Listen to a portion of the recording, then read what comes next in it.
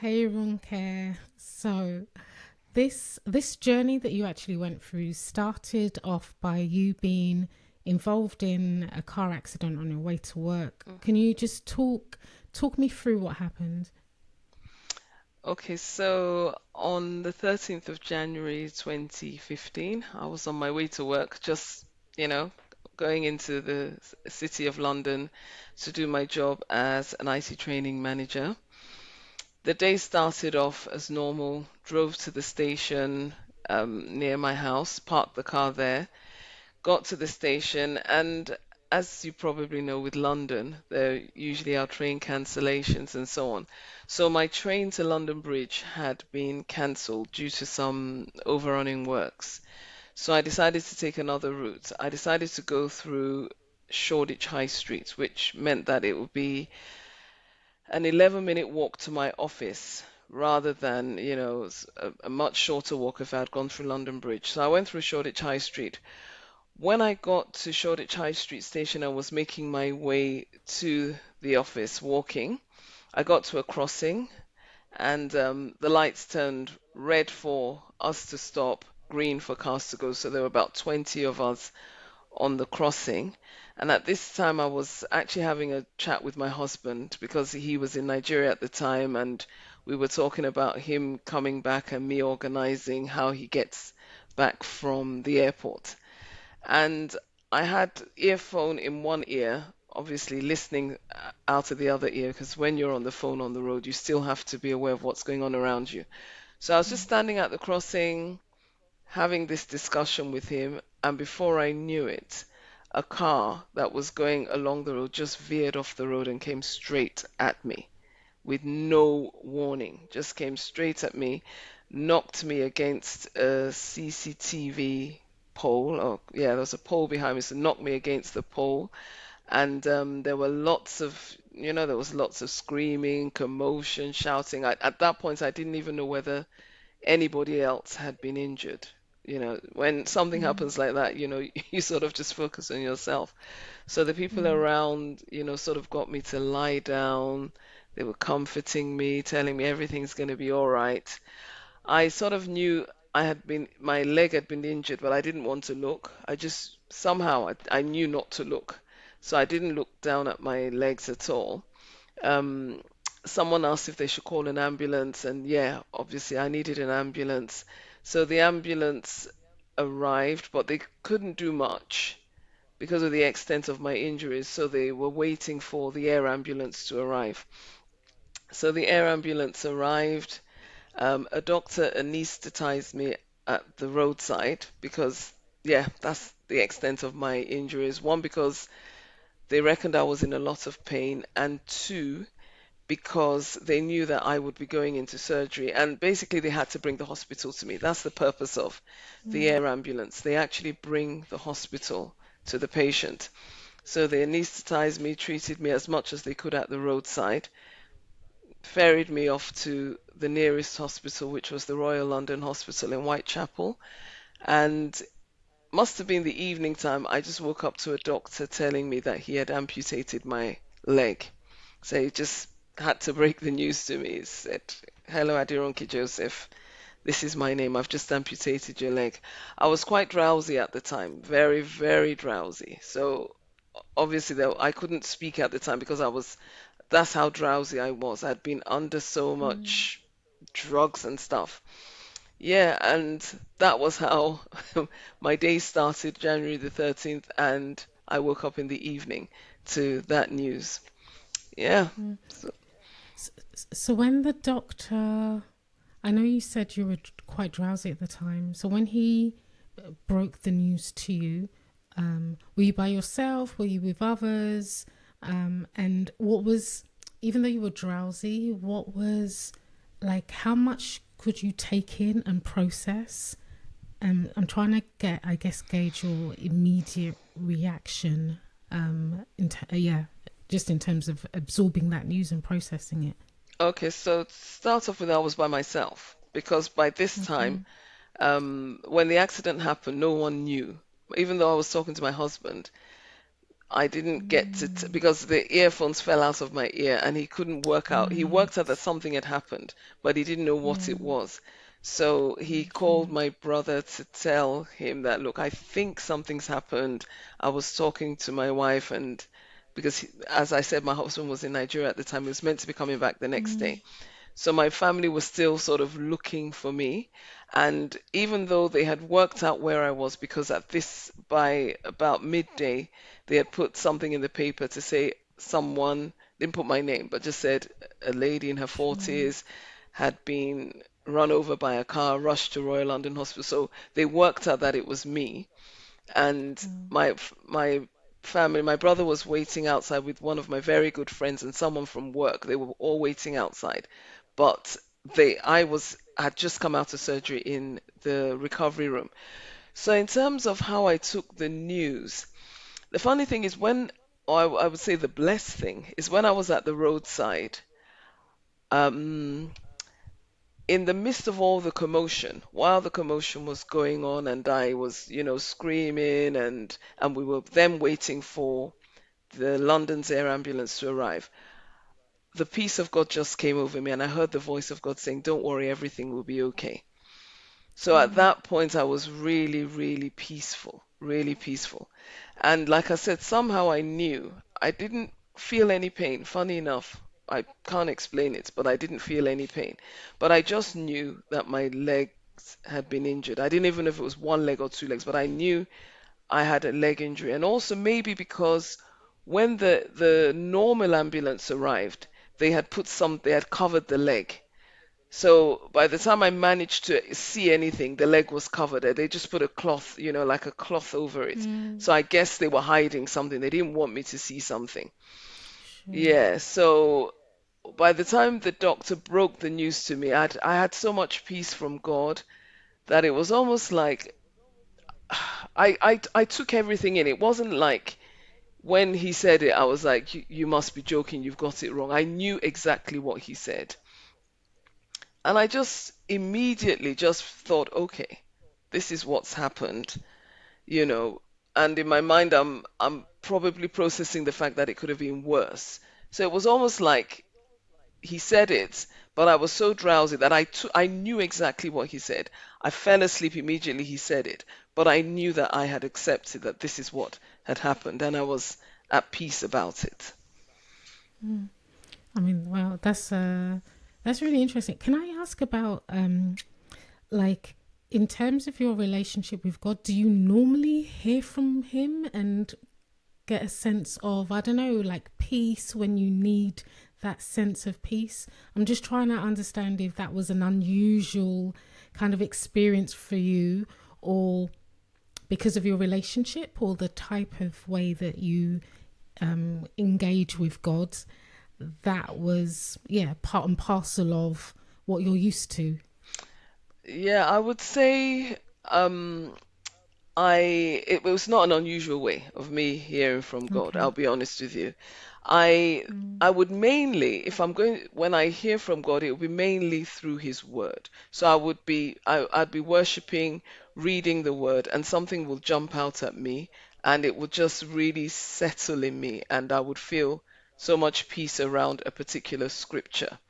Yeah, so that's normally how I would hear from God. And one of the ways He does lead me is by His peace. I'll be honest with you. So okay. I sort of know when His peace is leading me. And that was one Okay. of the days so it wasn't an unusual thing, for me to be led by His peace. Mm, okay. So then back to when the doctor broke the news to you. How, because that's big news. So how was that, I guess, acceptance, that processing of, that kind of information? Yeah, like I said, it must have been God anyway. I really must have been God because if Mm, anyone asked me before this happened, if a doctor told you they had amputated your leg, how would you react? It'd have been something like, "Oh, my life is over." But the honest truth is, I know when you face traumatic situations, there are different stages you go through, and the first stage is denial. So it may have seemed like I was in denial rather than jumping straight to acceptance.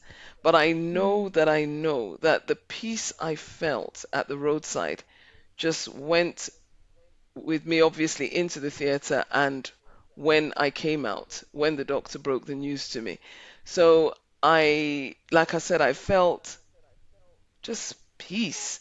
And then when I had managed to see my family, so my brother came, my very good friend, and also someone from work. I spoke to them, and there were tears, and yeah, and then another one of my brothers came with his wife, and they were crying. I'm like, why are you crying? You know, thank God I'm alive. I could be dead. And then the mm, following day was probably, the test of whether what you really felt on day one, it was denial or acceptance. Because you probably, I don't know if you know about this, but usually if people go through um, something traumatic, the following day is usually the hardest. It hits the mm, person on the following day. So the following day when I sure. woke up, doctor came to see me and said, "Wow, Ronke, you're doing really well."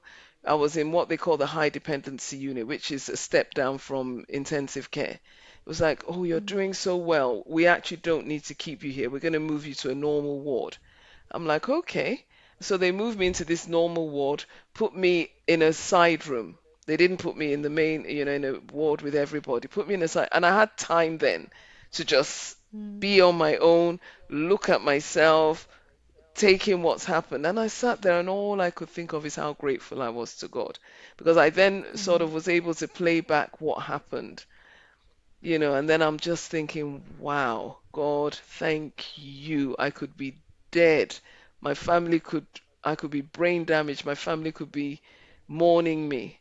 So I know that somehow God helped me to get from the day of the mm, traumas almost immediately to acceptance. Don't get me wrong, there were, and I'm sure it will come up in the course of our discussion. There were times when the road was bumpy. I don't want to create the impression mm, that it was mm, mm. plain sailing throughout. But in terms of accepting what happened, by God's grace alone, I was able to just get to the acceptance stage pretty quickly.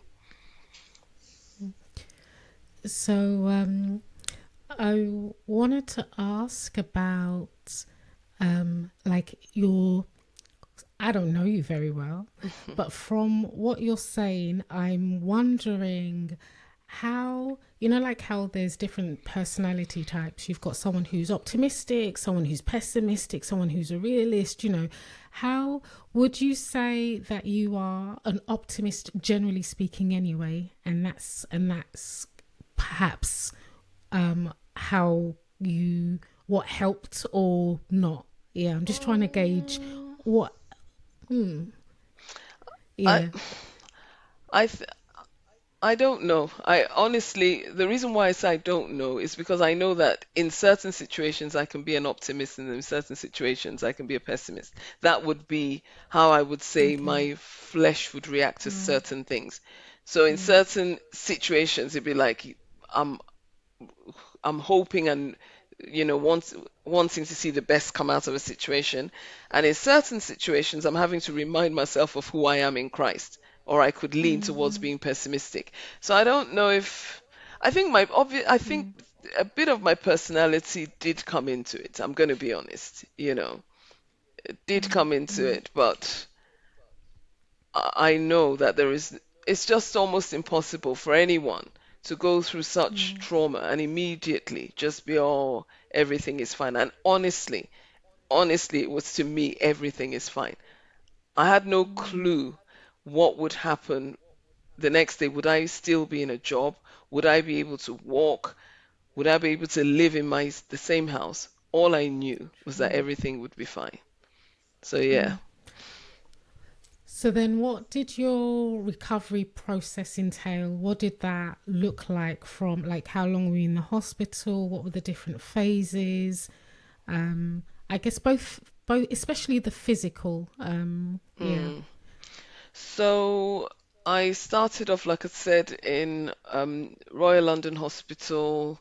a side ward. They kept me there for about 4 days. Mm. And then they moved me to a normal ward. For some people, they would have thought, oh, I'd just rather be in a side ward where I don't have to interact with people. But when they told me Yeah. they were moving me, I was actually really happy because I just, Yeah. yeah, I felt I just wanted to be around people. Yeah, so I Okay. didn't have a problem with that. In terms of physical recovery, so I had to have a number of surgeries because when they did the first surgery, it was just to amputate the leg and save my life. That was first surgery. Mm. Then they said to me, and they didn't tell me all this at once. They would just come to my bedside and say, "Oh, Ronke, you're going into surgery tomorrow." And I'm like, "What for?" Okay. So Mm. eventually, they had to let me know. So the first surgery, like I said, was to save my life and to amputate the limb. Then they had to shave off a bit more of the amputated limb. The second one, they said I had an infection. They had to clean out the infection. And every time they did this, I was going under general anesthetic. Okay. Third one, I can't, I sort of lost count, but I know I had to, the major one was one when I had to do a skin graft. So what they had to Mm. do was to take skin from the complete leg and graft it Mm-hmm. into the amputated limb because I lost a lot of skin as well. So in order to Okay. just make the stump as usable as possible, I had to have a skin graft. So they did that. Then they had to do another one where they had to check whether the skin graft took, and they said there's no way they can't do that under um, general, under local anesthetic. I Local. had to go under general. So I think I had 6 or 7 surgeries. There were so many, I just don't remember what each one was for. Mm.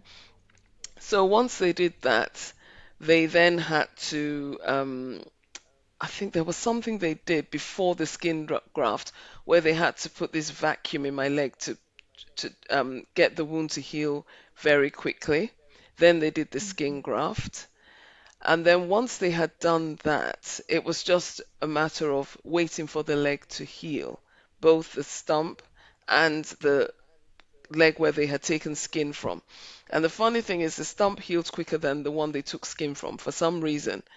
Yeah, they call it the donor leg. So the donor leg was supposed to take 10 days to heal.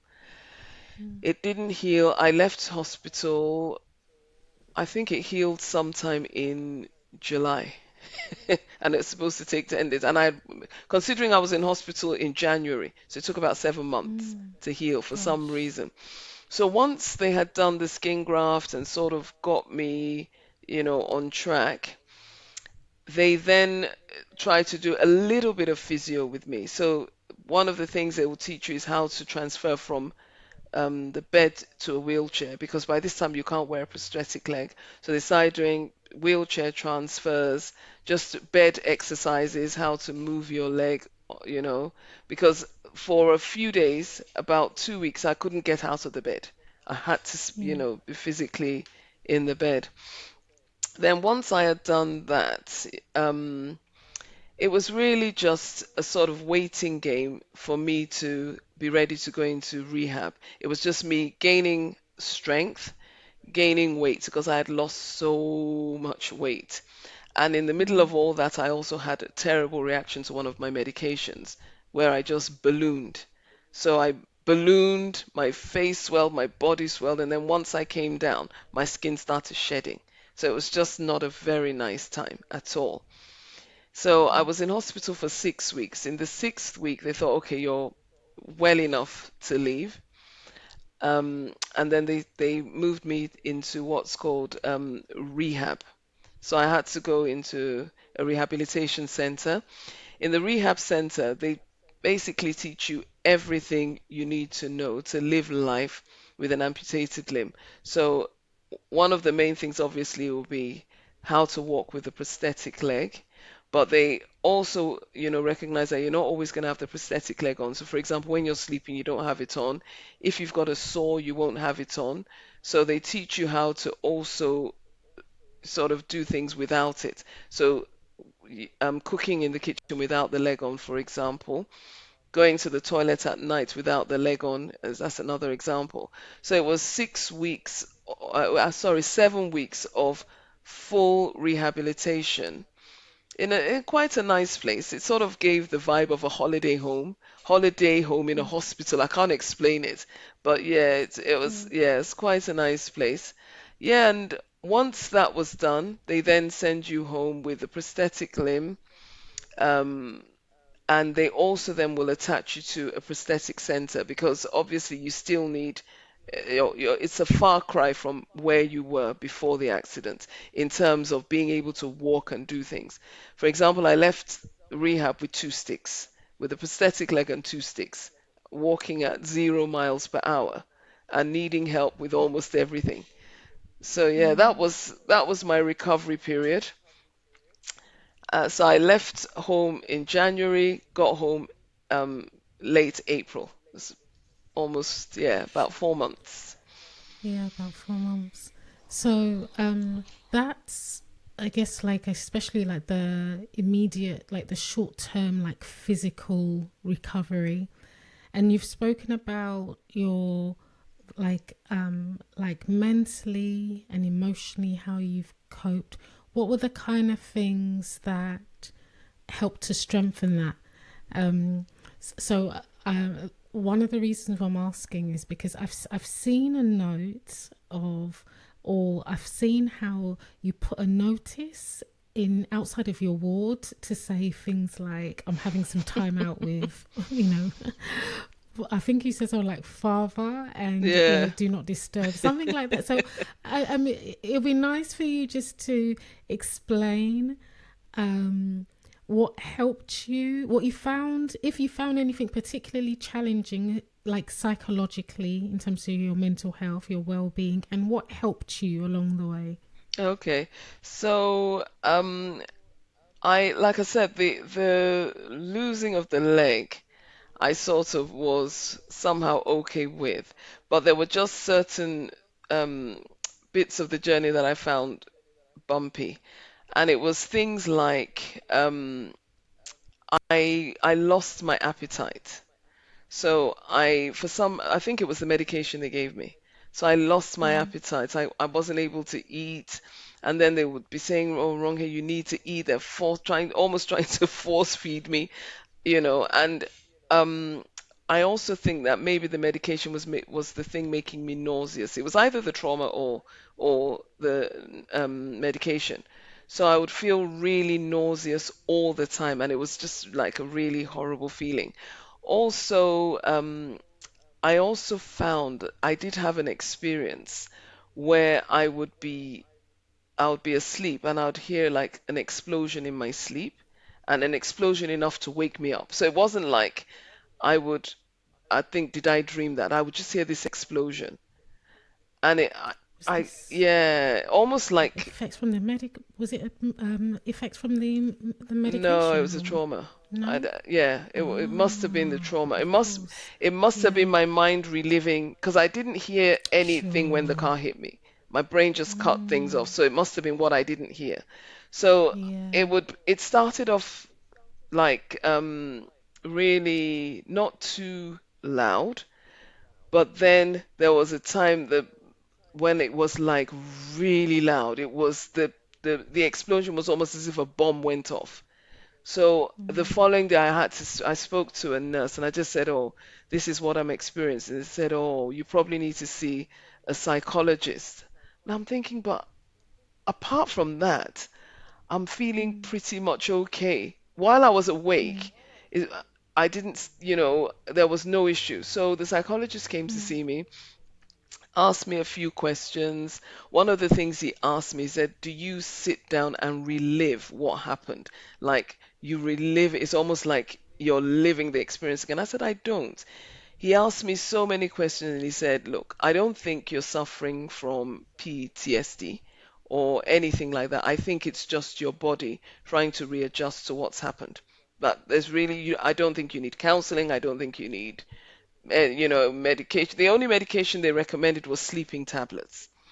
I'm thinking to myself, do I really want to take sleeping tablets? So I took them for 2 nights and that was it. I thought I'm not. I was on enough medication. I just said to them, don't give me this Sure. medication anymore.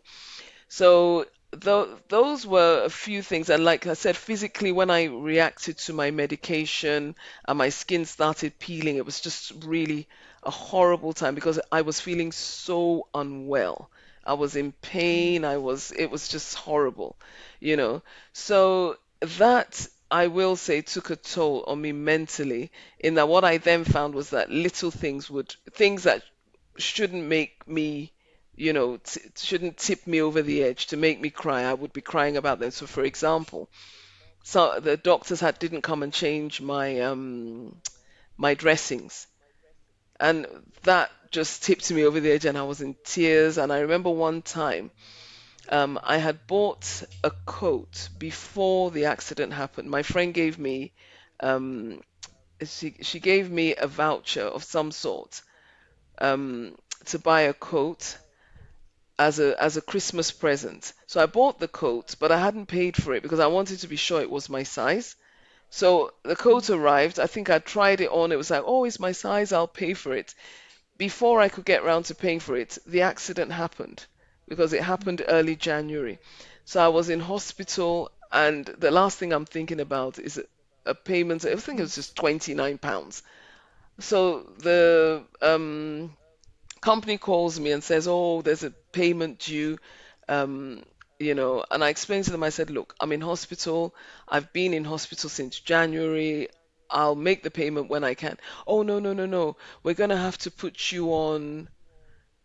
Either they said they were gonna put me on a payment plan or just something. I can't even remember what it was, but to me, it was like, why do you have to go be so drastic about £29? If I could remember my card numbers, I would pay it. I don't have my cards here. And that just tipped me over the edge. Something as little as that. I could have just said to my husband when he came in the evening, could you make this payment for me? So do you see what I mean? So it was just little Yeah, things that tipped yeah. me over the edge.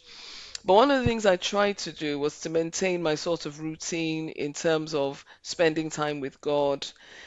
At the beginning, it was very, very difficult because I found that I couldn't concentrate on anything. It was just maybe the medication, the trauma made me really tired. I would be reading a book and I'd fall asleep after I'd read a page. People would visit me, I wouldn't remember they visited.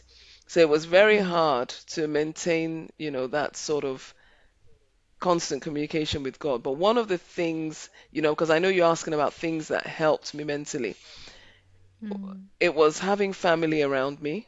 So I always okay. had my husband or my brothers would visit every day. Then Mm, I also had friends who were, it was like my room at a point that one of the medical staff said, Ronke, are you a celebrity? Why do you have so many people around you? It'd be full of people from church, and just knowing that there were people that I could call on if there was something I needed praying about, that I knew they would take it seriously, they would take me seriously, and they would always be there for me. And then that note you saw on my on the curtain, this was when I was in yeah, rehab. So by the time I got to rehab, okay. I was, you know, feeling very, well, full concentration. And I wanted to always like have my quiet time in the morning with God, just wanted to spend time with God. But then because there were, you know, other people, there were two of us actually in the room, but we could pull our curtains, and then the nurses would come in and just open the curtain and say, "Oh, Ronke, I want to ask you this." And I'm like, "Come on, this is my sacred time." So what I used to do, I Mm, just put a note on the outside of the curtain saying, having a conversation with my daddy. Please do not disturb." And they found it funny, okay. funny as in they Yeah. respected it. They would come in and they'd whisper, they would tiptoe. But it was just a way of me still maintaining my time and my space with God. Yeah. Mm. And this might be a little bit personal, but I'll ask anyway. So, what were the kind of conversations you had during that, your quiet times with God, um, especially immediately afterwards? Yeah, after it happened. What were the kind of conversations you had? Um, I mean, it's great the very fact that you're one of the things you've said is that he spoke to you as soon as it happened and he Mm. gave you that peace. So I'm interested to know, how did that, the conversational, that, yeah, that engagement continue afterwards? To be honest, nothing changed. Yeah, nothing changed. So it was because normally the way I would normally start, my quiet time with God would start with, some worship, just thanking Him for His goodness, for His mercy, for His kindness. It was that sort of thing. And then I would, just bring my requests, whatever it is that I'm asking, bring those before Him. And I would read about, like go into what was I reading at the time? Was it Word for Today? So I'd have my Word for Today devotional, read a bit of that, Right. read the Bible, and if I felt like God was ministering anything to me, I would write it down. So from the passage I read, I would write it down, and it was more, it was just pretty much the same.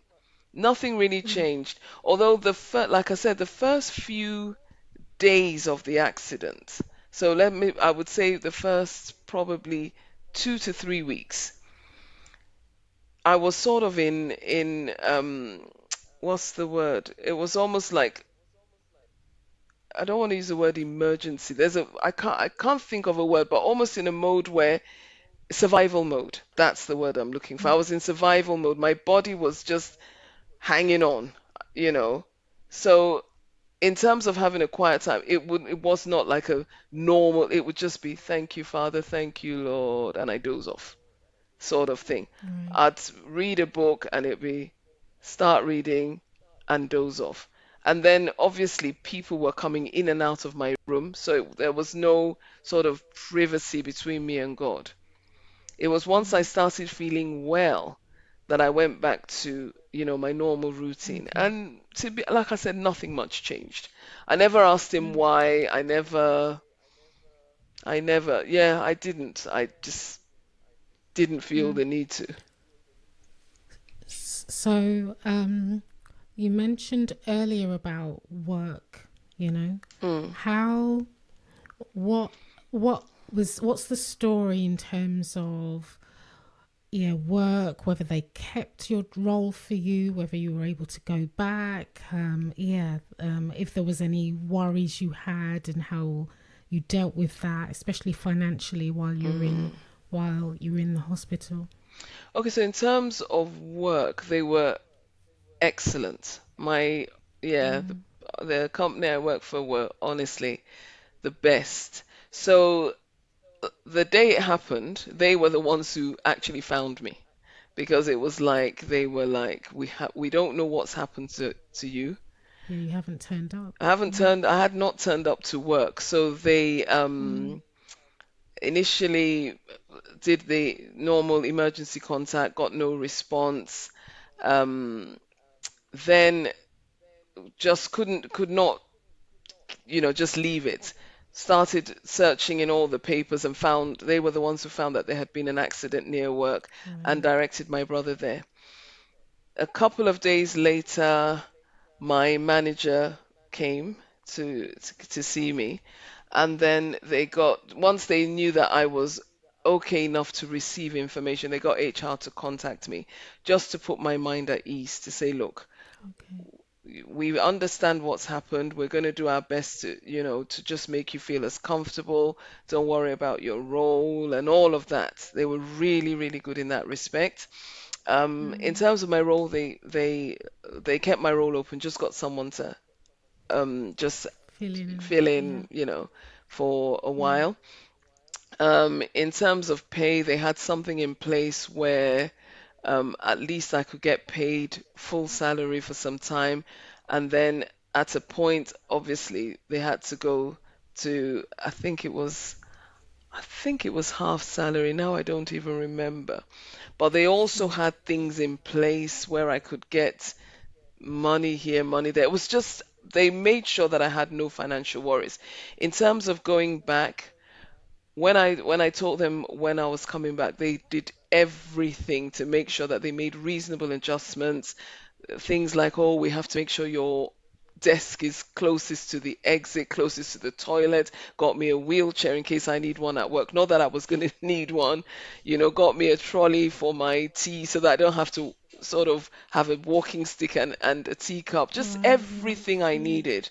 And they did a phased return to work. So I didn't have to come back to 5 days a week. And even once I had done my phased return, I then said to them, I don't know if I'm coping with 5 days. I want to permanently go to 4 days. They were happy with it. So yeah, I was very, very blessed to have a workplace like that. Mm. Yeah.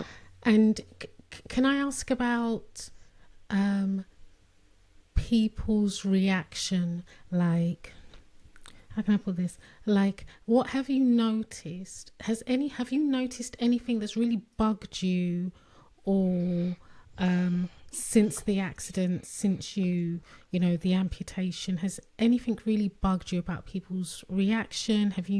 And how have you overcome that? Mm.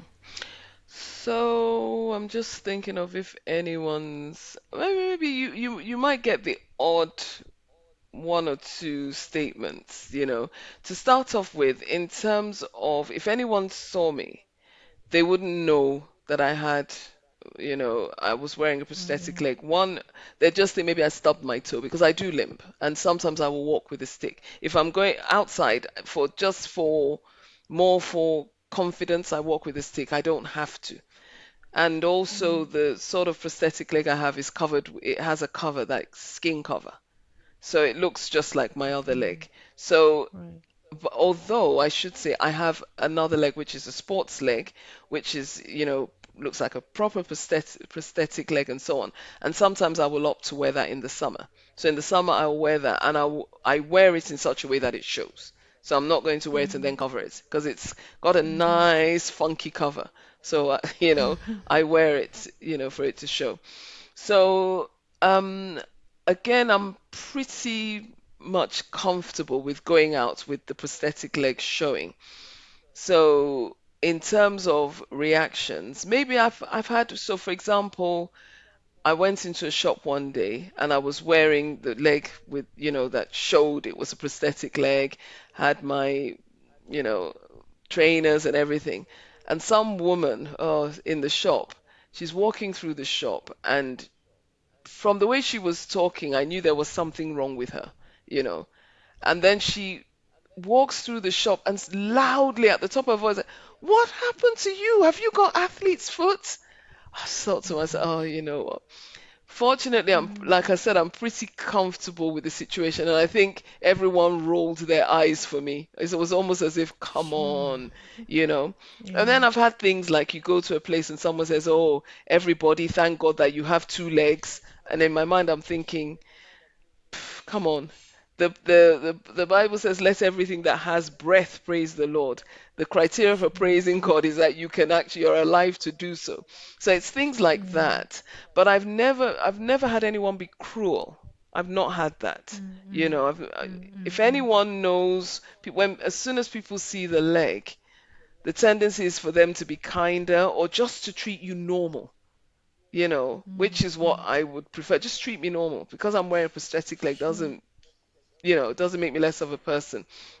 But no, I haven't had anything really bad, I mean, I remember once in the hospital though, although I think this woman, again, she was a bit loopy. This was when it had just happened, and she said to me, "Ronke, is that man in the next ward your brother?" I'm thinking, who is she talking about? And I'm thinking, I said, I have no idea who you're talking about. She said, oh, is the black man in the other ward. He's got one leg like you. And Right. I just started laughing. The reason I started laughing is because I knew she was loopy anyway. Sure. She was one of Sure. those women Sure. that would wake us up in the middle of the night saying she saw a monster under the bed, and now you know what. So I just knew, you know. But other than that, no, I haven't really had any cruel reactions. Yeah. Okay. Um, and what would you say that um you've or have you even learned anything about yourself? Is there anything that you'd say, you know what, this I didn't realize I was like this, and now I feel like, or I see myself differently. Is there anything that you've learned about Mm. yourself because of this experience, this journey? I guess like I said, if someone had asked me before the journey, what would have happened if you lost a leg? I would have said, my life is over. So I've probably realized that for everyone who has Christ, there is actually more in you than you realize. There's actually a well that is in you that you can tap into.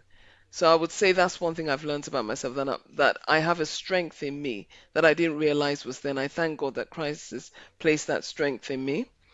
Funny enough, I discovered some talents. I actually didn't know I was a writer. I didn't actually Okay, know. right. Yeah, but when I wrote my book, I realized that, yeah, I actually do have, you know, something in there when it comes to writing.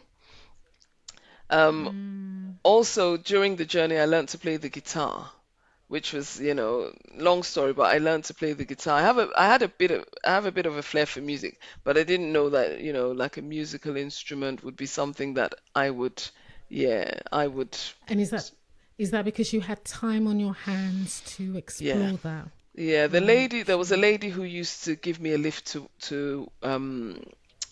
to church because I couldn't drive at the time, and she used to teach people to play guitar. And I always knew she taught, and I was like, I'm not interested. But she then says, "Oh, Ronke, would you like to learn to play guitar?" And I thought, "Oh, I'm sitting in your car. I can't really say no, can I?" So I said yes, and I'm thinking, why did I say yes? And I Mm, learned, and I love it. Yeah, you know. But yeah, mm, I would say in me as a person, the main thing I learned is that there's more strength than I actually thought I had. sure, sure. And then lastly, I want to ask you to, like, what advice would you give if someone is going through a similar, what I would say, challenge? So, especially if it's through like an accident, and they've now encountered like a life changing um, injury. Yeah, what would you say to them, given what Mm. you've gone through? Yeah, what would I say to anyone who's gone through a life-changing injury? I'd start by saying be kind to yourself. Because what a lot of people do is compare people to others. And that has Mm, happened with me a lot, where some people say, "Can't you see how Ronke took her injury? Can't you be like that?" And I'm, no, mm, no, no, no, you don't yeah. do that. So I would say be kind to yourself. Don't assume that because one person went through trauma and took it this way, you have to be that way. You have to be honest with yourself and realize that there are various stages that people go through in traumatic situations, but always see that there is light at the end of the tunnel.